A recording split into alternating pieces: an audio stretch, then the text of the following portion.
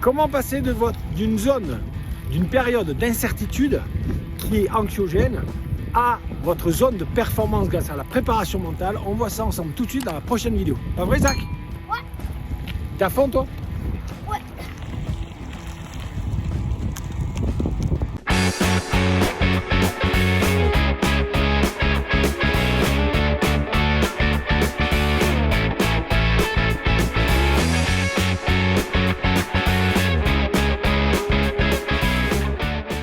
Salut la communauté des cyclistes qui se bougent. Eh bien, en ce mois de janvier, j'aimerais vous parler de comment vous pouvez gérer l'incertitude en cyclisme, en triathlon, en sport en général, mais je dirais même dans la vie. Eh bien, qu'est-ce que c'est que l'incertitude et comment la gérer? Alors, l'incertitude, c'est quand on n'a pas de prise sur les choses et qu'on se projette en général loin. Loin dans le temps, loin géographiquement, loin dans les actions qu'on peut mettre. Cela augmente notre niveau d'incertitude. Et l'incertitude augmente le niveau d'anxiété, qui est un niveau de stress qui nous bloque, qui nous gêne. Je le dis souvent dans les conférences en préparation mentale, le seul endroit où on ne vit pas de stress, c'est quand on est dans une tombe. C'est comme les émotions, le seul endroit où on ne vit pas des émotions, c'est quand on est dans une tombe. Donc souvent les gens veulent rejeter le stress, ne veulent pas vivre de stress. Ne pas vivre de stress, c'est mourir.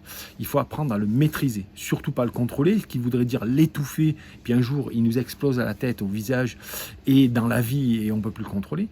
Maîtriser le stress, c'est apprendre à identifier ce qui se passe et mettre en place des stratégies pour le retourner à notre avantage.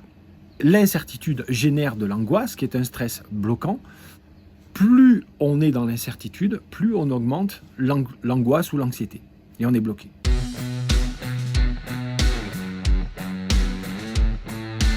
Quel est le remède? Quelle est la solution face à ça? Parce que on peut vivre particulièrement en ce moment, mais de manière générale, je me prépare pour une course, va-t-elle avoir lieu? Je suis dans l'incertitude.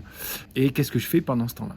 J'ai un gros projet parce que j'achète une villa, j'achète une entreprise, je change de boulot, je viens de divorcer et je suis dans une nouvelle relation, etc., etc. Eh bien, je suis dans l'incertitude et ça augmente l'anxiété. D'ailleurs, un des symptômes souvent de l'anxiété, c'est d'avoir un mauvais sommeil.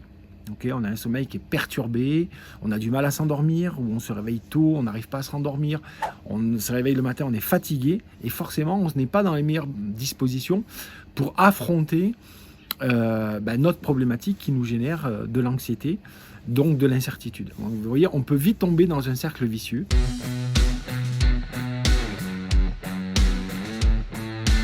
Pour inverser la tendance, il faut retomber dans un cercle vertueux. Et pour ça, il faut passer de notre zone d'incertitude à notre zone de certitude. Au lieu de focaliser notre attention, donc c'est vraiment un travail mental, sur des choses sur lesquelles on n'a pas de prise, qui nous met dans l'incertitude, il faut aller vers des choses sur lesquelles on a une prise. Je vous donne un exemple sportif, évidemment. Je prépare une course dans 6 mois. Va-t-elle avoir lieu ? Où vais-je pouvoir la faire? Parce que je peux me blesser, je peux avoir un impondérable familial, je peux, etc., etc. D'accord? Donc prenons l'exemple d'un sportif qui prépare l'étape du Tour. Ok? Si je me commence à mettre là-dedans, va-t-elle avoir lieu avec les mesures sanitaires, avec les organisations qui annulent, machin, etc., etc. Est-ce que je ne vais pas me casser la jambe? Est-ce que je ne vais pas avoir un truc familial, un truc professionnel qui m'empêche de le faire? Si je me focalise là-dessus, ça va augmenter mon niveau d'incertitude et donc mon niveau d'anxiété.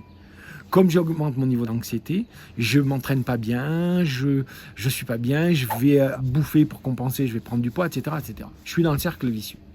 Le cercle vertueux, c'est, ok, il y a quelque chose sur lequel j'ai peu de prise et donc ça va augmenter mon niveau d'anxiété. Du coup, si je me focalise au contraire sur des choses sur lesquelles j'ai de la prise, donc au lieu, je vous disais dit, l'incertitude vient quand on s'éloigne de son centre, dans le temps, dans la géographie ou dans ce qu'on peut faire. On va se rapprocher des choses que je peux faire ici et maintenant, dans un espace de temps plus réduit. mon entraînement de la semaine, est-ce que j'ai une prise dessus? Bah oui, je peux décider, là, j'ai une bonne vision et professionnelle et familiale et de santé, bah, je peux m'entraîner 3 fois ou 4 fois cette semaine. Qu'est-ce que je peux faire dans mes séances d'entraînement? Est-ce que je peux faire de la force, de la haute intensité du truc en fonction du temps, du truc, à l'intérieur sur le trainer, dehors, machin? Ça, j'ai de la prise dessus. Je me focalise là-dessus. Et là, ça va diminuer mon incertitude, donc diminuer mon anxiété. D'accord? Alors certains me disent, bah ouais, mais alors, je vais m'entraîner pour rien. Ben non, on ne s'entraîne jamais pour rien. D'accord? L'entraînement que je vais faire de toute façon pour cette course me servira pour les courses avant ou pour les courses à frais ou peut-être pour l'année prochaine. Okay? Et si au dernier moment je ne fais pas la course, ben en attendant, j'ai profité pleinement de l'entraînement que j'ai fait. En attendant, le fait de me focaliser sur cet entraînement à court terme, comme si la course avait lieu, eh bien ça me permet de faire évaporer l'anxiété, du coup de mieux dormir, du coup de ne pas avoir des comportements addictifs au niveau de la bouffe, la cigarette, l'alcool ou je ne sais pas quelle autre addiction, etc.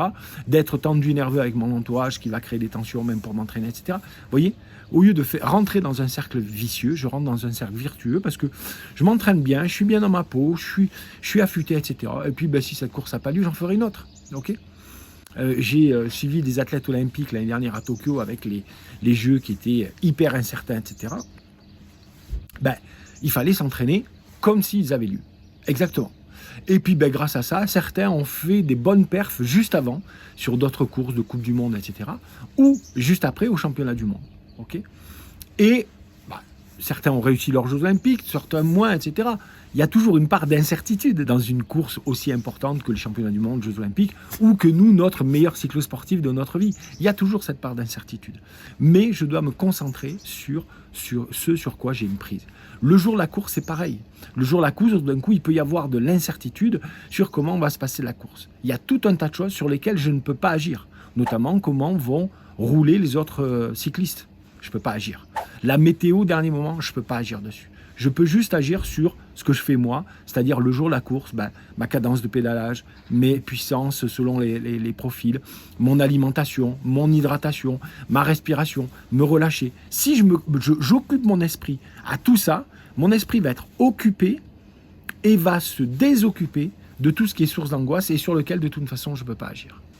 Concentrez-vous donc sur votre zone de certitude, c'est-à-dire les choses sur lesquelles vous avez une influence, et chassez de votre esprit les choses qui vous mettent dans l'incertitude. Alors bien sûr, évidemment, vous l'avez compris, tout ce qui est actualité, situation dans le monde, ou préoccupation d'autres personnes, etc., qui viennent vous parler de problèmes, etc., essayez de les chasser de votre vie. Ça n'est juste qu'une perception des choses, mais la perception que l'on a influence notre état mental. Ce n'est pas la réalité, c'est la perception qu'on a des choses. Okay? Souvenez-vous qu'une araignée, certains peuvent l'apercevoir comme un monstre hideux, d'autres comme au contraire quelque chose d'adorable qu'on a envie de câliner, et puis d'autres simplement de la vigilance. La réalité est la même, c'est une araignée. Notre perception de la réalité fait qu'on est angoissé, stressé, heureux de voir cette petite araignée-là, etc. Donc c'est bien notre perception de la réalité qui va influencer notre état mental.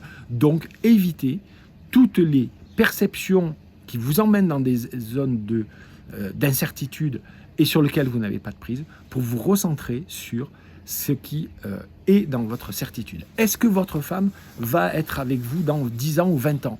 Je ne sais pas. Mais si je m'angoisse de ça au quotidien, je vais être invivable. Par contre, si je me concentre au quotidien de petits gestes que je vais faire avec elle, de petites attentions, est-ce que je peux les faire? Oui, etc. Eh bien, je vais avoir une belle relation. Pareil avec mes enfants, quand ils sont ados, quand ils sont adultes, est-ce que je vais avoir une belle relation? Oh mon Dieu, machin. Parce que là, il se passe quelque chose. Non. Au quotidien, qu'est-ce que je peux faire pour améliorer cette relation-là? Est-ce que mon entreprise, est-ce que mon job, je ne vais pas le perdre dans 1 an, dans 2 ans, avec la conjoncture économique, etc. Si vous concentrez là-dessus, vous allez perdre votre job ou votre entreprise. Concentrez-vous sur ce que vous pouvez faire au quotidien, dans le fameux ici et maintenant que disent certains, etc. Mais ça veut dire juste se concentrer sur les choses sur lesquelles on a une prise. Voilà les amis. J'espère que cette vidéo vous a plu et qu'elle pourra vous aider, vous et vos amis. Donc vous pouvez la partager sans aucun problème et augmenter la communauté des cyclistes qui se bougent. En attendant, vous pouvez soit vous abonner sur la chaîne YouTube ou juste en dessous dans les commentaires, dans le lien de la meilleure cyclosportive de votre vie, vous recevrez un bonus gratuit. Et puis, moi je vous dis maintenant, c'est à vous de jouer et à très prochainement pour une prochaine vidéo. Ciao les amis, bon entraînement.